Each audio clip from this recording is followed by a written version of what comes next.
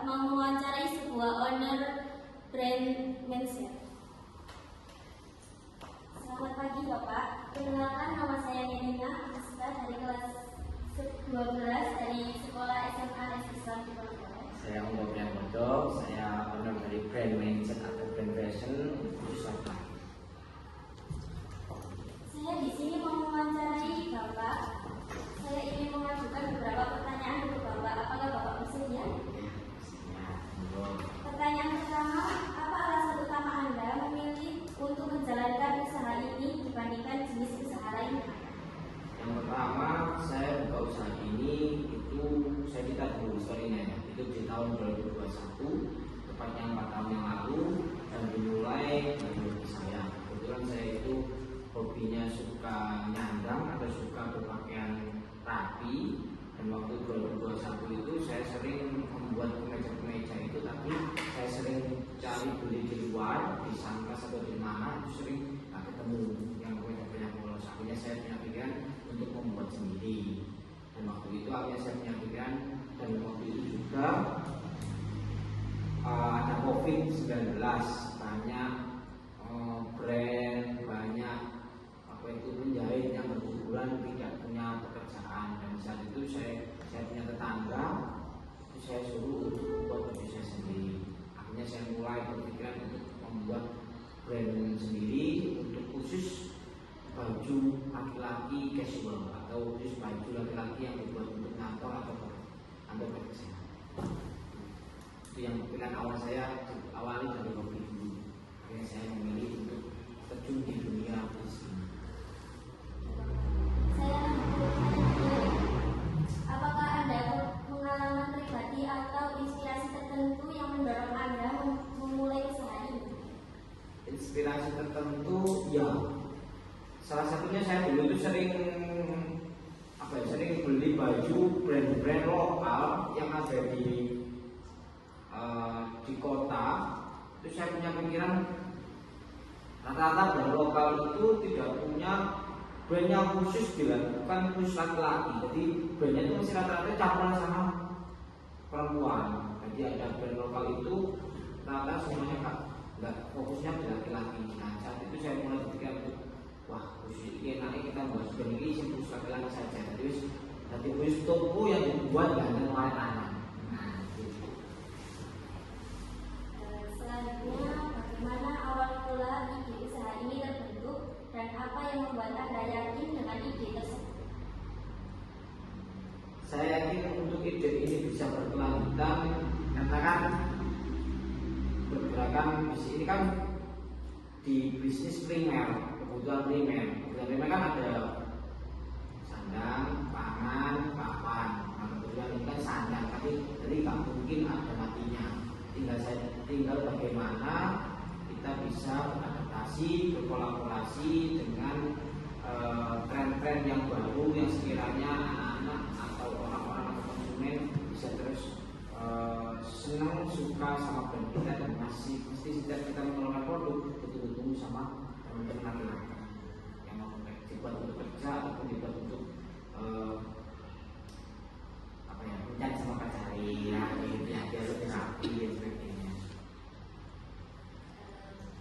Pertanyaan yang terakhir, apakah usaha ini berangkat dari hobi, kebutuhan pasar, atau peluang bisnis? Yang awalnya dulu dari hobi, akhirnya ada peluang bisnis. Dari hobinya di Mojokerto sendiri kan untuk khusus brand baju laki-laki casual kan hampir tidak ada, mungkin ada. Jadi saya membuat dari hobi saya untuk bisa membuat pakaian sendiri yang akhirnya untuk bisa diperjualbelikan dan peluangnya lumayan besar. Ini ada pertanyaan lagi Bapak tentang proses memulai usaha. Apakah Bapak bersedia? Yang pertama, apa saja tantangan paling besar yang Anda hadapi saat pertama kali memulai usaha ini? Tantangan paling terbesar itu kita ada di tim, terutama tim untuk menggait anak-anak baru atau anak agensi. Itu lumayan besar tantangannya karena anak Gen Z ini kan mereka itu maunya serba cepat, untuk jualan, serba cepat untuk bisa bagaimana produk ini bisa naik, terus tapi dengan cara-cara yang kadang mungkin kalau di saya kadang manusia orang itu kadang masuk akal.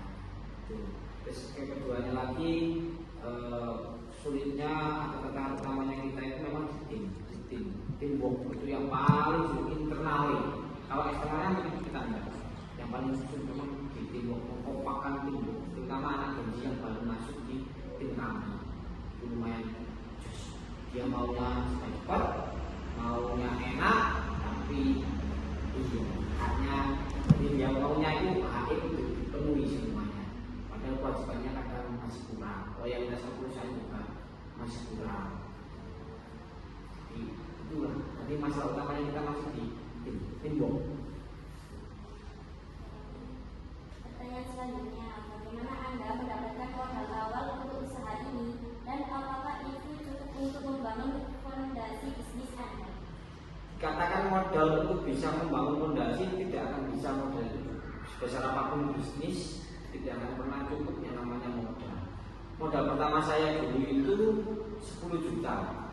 Awal pertama kali 10 juta itu saya bagi 2, 3 juta saya kasihkan ke adik, yang 7 juta saya. Tapi 70% saham dimiliki saya, 30% dimiliki adik saya namanya Nayo. Dan Sinai juga menjadi ikut ambil di bisnis ini, saya suruh untuk urus di digital marketingnya, terutama jadi modelnya. Jadi kita bagi hasil 70 sama 30%. Tapi untuk sampai 4 tahun ini kita belum pernah sama sekali untuk membagi hasil ataupun menikmati hasil dari bisnis ini. Jadi kita masih fokus untuk investasi dan fondasi dasar perusahaan. Di 4 tahun ini saya tidak pernah mendapatkan pendapatan sekali. Hasil dapat apa diinvestasikan kembali ke mesin, diinvestasikan kembali untuk menambah pekerja atau yang lain. Karena saya punya keyakinan bisnis itu tidak akan bisa kita nikmati kalau masih di angka 5 tahun ke bawah. Tapi kalau sudah insya Allah kalau sudah di angka 5 tahun ke atas, itu kita bisa menikmati. Tapi saya berkomitmen sama di saya kita ambil untuk gajinya saja, labanya biar untuk perusahaan saja. Diputar kembali terus sampai ada beberapa. Sekarang 10 juta sekarang di angka 400 juta. Itu yang membutuhkan. Dari suruh asli bulan sama 4 tahun. Pertanyaan selanjutnya, siapa saja yang terlibat dalam proses awal pendirian usaha ini? Apakah Anda menjalankan sendiri atau bersama tim? Bersama tim. Ada 3, saya sendiri sebagai owner, adik saya sebagai wakil saya, dan sama kepala produksinya. Ini yang pertama kali saya mendirikan. Dan pertama kali saya mendirikan itu tidak punya mesin sama sekali. Jadi kita itu punyanya sih Bapak penjahit itu, dan itu Bapak penjahit itu mau punya mesin juga bukan mesin yang modern, tapi mesin yang lawas yang pakai kaki kan ya, seperti itu ya. Jadi kita mendirikan 3 orang ini. Jadi saya punya yang kan di sini tidak besar, tidak besar, yang paling besar cuma 3 orang. Sama Pak orang tua saya mesti mensupport dari 3 ini. Sudah menghasilkan tetap support semua. Dan 3 orang yang mendirikan bisnis ini. Sekarang lanjut ke pertanyaan tentang strategi bisnis dan operasional. Pertanyaan pertama, apa strategi utama yang Anda gunakan untuk menarik pelanggan di tahap awal usaha? Di tahap awal usaha strategi saya itu kita buat untuk produk limited edition. Jadi kita nggak produksi massal khusus produk-produk yang ada misalkan ada itu yang bercorak, contoh kayak batik. Karena saya punya pikiran itu laki-laki itu gengsinya lumayan tinggi. Jadi kredibilitas untuk laki-laki tinggi. Nah, kalau ada temannya yang sama, bajunya plek, batik sama ataupun coraknya sama, itu laki-laki itu senang gengsinya tinggi. Jadi saya punya pikiran produk saya ingin edition yang khusus untuk kayak batik, corak strip dan lain-lain. Tapi kalau khusus untuk basic ya, kalau untuk basic kayak baju kemeja putih, baju kemeja hitam, baju kemeja biru, itu saya produksi terus asal. Tapi kayak batik dan sebagainya saya cuma produksi 40 baju, setelah itu tak produksi lagi. biar konsumen juga tidak merasa di kayak apa ya, padangnya itu seperti murah. Pertanyaan selanjutnya, bagaimana Anda menentukan harga produk atau jasa Anda agar tetap kompetitif tapi tetap menguntungkan?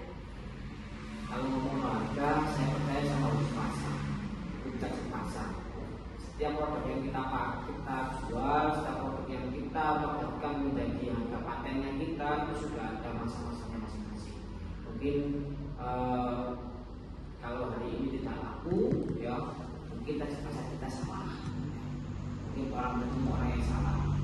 Di tugas pasar saya ambil kelas menengah. Jadi kalau misalkan ada teman-teman saya yang bilang larang, jadi mungkin dia bukan pasar kita. Kok ini kemurahan, itu bukan pasar kita. Jadi pasar kita sudah ada sendiri. Dan saya punya keyakinan setiap barang yang saya produksi pasti sudah disediakan sama Tuhan pembelinya. Pertanyaan terakhir, apa peran media sosial atau digital marketing dalam pengembangan usaha Anda sendiri? Perannya sangat vital dan paling terpenting. Karena sampai mau tidak mau di era 5.0 ini digital itu menjadi ujung tombak utama semua pemain industri, antara semua digital, kecuali kalau produknya memang ambil yang kelas atas, ya kan ya. Kalau ambil kelas menengah, kita mungkin digital itu pasti masih dominan. Apalagi kelas menengah bawah, digital wajib. Jadi digital itu sangat penting bagi perusahaan kami karena salah satunya penjualan kita dari digital atau online. Dan kita untuk memperkenalkan ke masyarakat luas lebih cepat dari mana? Sekarang menuju ke pertanyaan untuk proses produksi. Pertanyaan pertama, bisa dijelaskan secara singkat bagaimana proses produksi produk Anda dari awal hingga siap dijual? Proses produksinya dan pemilihan kain dulu. Pertama, saya ambil yang sangat premium, tapi saya biasanya proses produksi itu yang paling kredibilitasnya itu yang paling saya amati itu diproduksi yang bagian kain. Saya punya keyakinan itu sebagus apapun kain yang saya beli, sebagus apapun kain premium, sepremium apapun kain yang saya beli, tapi kalau yang menjahit kurang baik, kurang rapi, pasti nggak bisa jadi produk mahal. Jadi salah satunya yang paling saya tekankan itu di produksinya. Jadi saya lebih baik teman-teman yang produksi itu pelan, tapi hasilnya bagus daripada cepat-cepatan, tapi hasilnya jelek atau nggak bagus. Jadi cuma. Jadi saya lebih baik fokusnya di kualitas produksinya. Pertanyaan berikutnya, di mana Anda mendapatkan bahan baku atau bahan dasar produk Anda dan bagaimana menjamin kualitasnya? Kalau saya bekerja sama, kalau di Mojokerto bekerja sama Flores. Kalau saya ada Majapahit itu ya, itu saya bekerja sama untuk itu. Tapi kalau di Bandung saya namanya teks apa itu? Bandung Tekstil. Itu saya bekerja sama tapi di bidang untuk khusus baju, khusus bahan-bahan kaos. Tapi kalau di Flores saya khususkan memang khusus meja. Jadi kalau bahan-bahan dari meja saya ambil di Flores, tapi kalau bahan-bahan kaos saya ambil di Bandung Tekstil. Apakah Anda memproduksi sendiri atau ada pihak ketiga yang membantu proses produksi? Ya, kita produksi sendiri. Kita produksi sendiri dari awal, dari nol sampai ke jadi. Jadi memang kita berusaha buat untuk produknya sendiri, dari pemotongan sendiri, menjahit sendiri sampai penjualan itu sendiri. Jadi ada pihak kedua. Pertanyaan terakhir, bagaimana Anda mengatur skala produksi untuk memenuhi permintaan pasar yang fluktuatif? Yang naik turun. Kalau saya biasanya kan bisnis itu nggak mungkin 12 bulan itu full menguntungkan.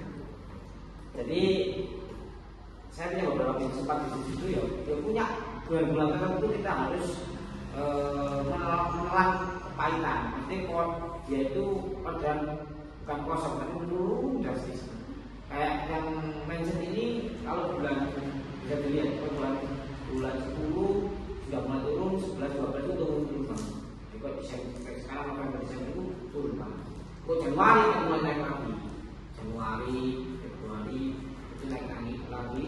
Jadi saya biasanya buat untuk karyawan kontrak. Jadi ada karyawan tetap sama karyawan kontrak atau outsourcing. Jadi karyawan kontrak itu pas dapat dan banyak saya ambil ya sekarang sama padang. Tapi kalau bisa sudah turun nggak ada yang gawean, jadi yang karyawan tetap itu yang harus kita masukkan. Yang karyawan kontrak ini tidak beberapa. Kita lanjut ke manajemen PNS. Untuk pertanyaan pertama, jika Anda memiliki tim, bagaimana Anda merekrut dan mengelola karyawan agar sejalan dengan visi usaha Anda? Visi misi perusahaan itu biasanya saya tekankan di awal. Soal karyawan yang bisa loyal atau tidak ke perusahaan itu lumayan menjadi PR utama dari seorang bos atau ownernya. Jadi saya nggak bisa memaksakan karyawan itu bisa loyal ke perusahaan. Jadi ada memang biasanya saya itu sering ngasih jebakan.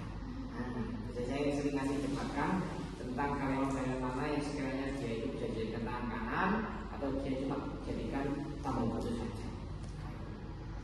Jadi sudah saya kelompokkan masing-masing.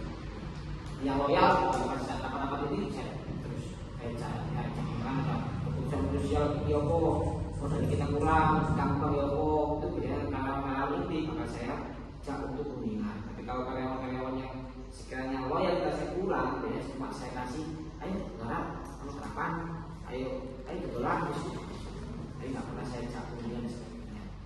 Jadi soal itu memang saya petakan. Untuk pertanyaan kedua, apa tantangan dalam mempertahankan kualitas layanan atau produk saat tim atau skala bisnis makin besar? Tantangan terbesar kita sampai detik ini adalah tim. Yang paling sulit itu tim.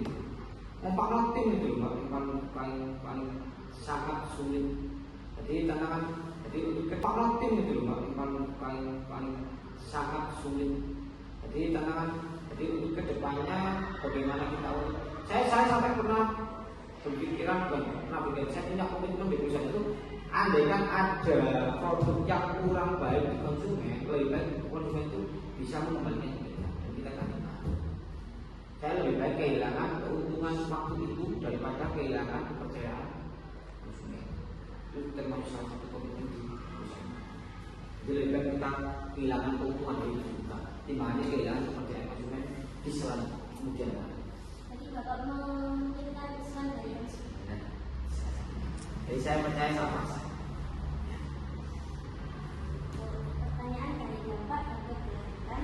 Apakah usaha Anda memiliki dampak sosial, lingkungan, atau ekonomi yang ingin dicapai selain keuntungan finansial?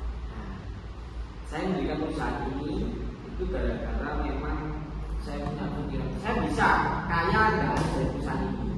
Ya, saya bisa dari investasi saya. Ya. Kalau uang di saham, kalau uang di reksadana, kalau kemungkinan bagi saya setiap tahun. Tapi saya punya pikiran itu langsung diijen manfaatnya oleh diri. Ya kan ya, artinya saya punya pikiran yo rekod dari saya bisa mendapat untuk lingkungan sekitar saya, tetangga saya dan sebagainya. Ternyata saya harus buka industri. Dan salah satu untuk bisa menyerap tenaga kerja, suatu saat nanti saya ingin memang membuat pabrik. Memang perusahaan saya masih perusahaan rumahan, tapi impian saya 5 atau 7 tahun yang akan datang, saya ingin di ulang tahun ke-7 perusahaan ini sudah punya tempat sendiri, khusus produksi sendiri, kantor sendiri. Jadi sekarang masih kita yang masuk. Jadi memang saya ini menjadi tangannya memang pabrik, saya ingin membuat pabrik perusahaan ini, tapi industri tekstil. Pertanyaan kedua, bagaimana Anda melihat posisi usaha Anda dalam menghadapi persaingan di industri saat ini? Saya kembali lagi ke tadi. Jadi untuk persaingan saat ini, kalau ngomong persaingan saat ini kan lumayan juga lumayan ketat. Kita kan menghadapi pasar bebas, terutama produk impor Cina yang membanjiri di negara kita.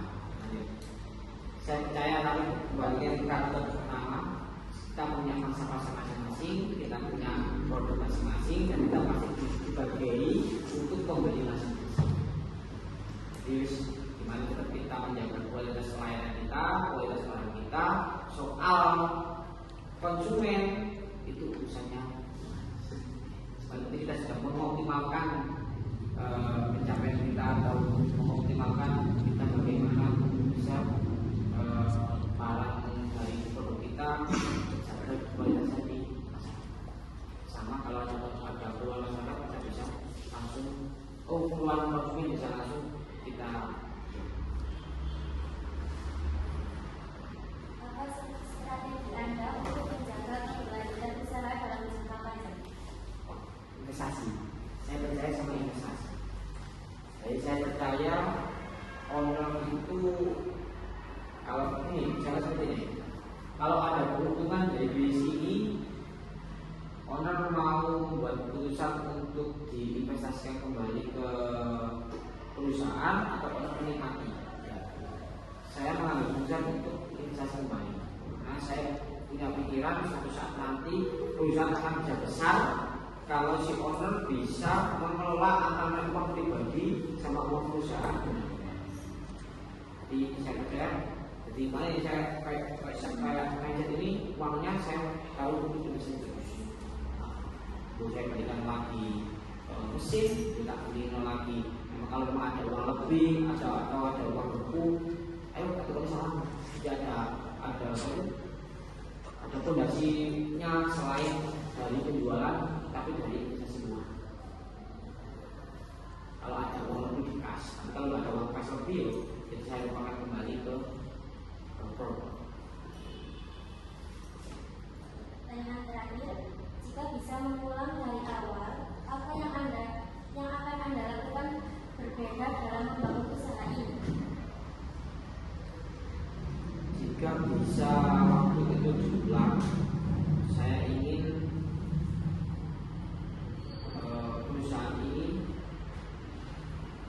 bisa mandiri dan bisa tahu mana yang sekiranya bisa untuk diteruskan produk. Karena sampai detik ini 4 tahun kita kan pasti nggak mungkin banyak kita mengeluarkan 10 produk semuanya berhasil ya. Pasti 10 produk itu yang banyak pasti harus jelas. Bukan 10 yang ada 1 yang 9 berhasil tidak. Jadi dari 10 produk itu biasanya yang berhasil apa? Yang berhasil 2 apa yang nggak berhasil? Andai kata, tapi yang nggak mungkin jadi ulang kembali ya. Jadi memang kita harus melewati masa-masa itu, melewati proses-proses. Saya ada di produsen itu ya, produksi itu sampai saya kasih foto visi-visi kita itu simpel. Foto kita itu kasih saya lelah untuk bekerja itu saya kasih foto seperti ini. Kata-kata itu seperti ini. Padi yang kau panen hari ini tidaklah yang kau tanam kemarin sore. Salah penyakannya. Jadi padi yang kita panen hari ini itu butuh proses 100 hari yang lalu. Bukan kemarin sore yang kamu tanam saya itu panen. Jadi harus melewati 3 bulan atau 3 musim sampai padi itu bisa mantap di panen. Saya punya pikiran seperti itu. Jadi saya percaya sama proses. Pertanyaan dari saya sudah selesai. Terima kasih untuk waktu yang Anda luangkan untuk saya mewawancarai Bapak. Insya Allah lain kali saya mau berkunjung ke perusahaan.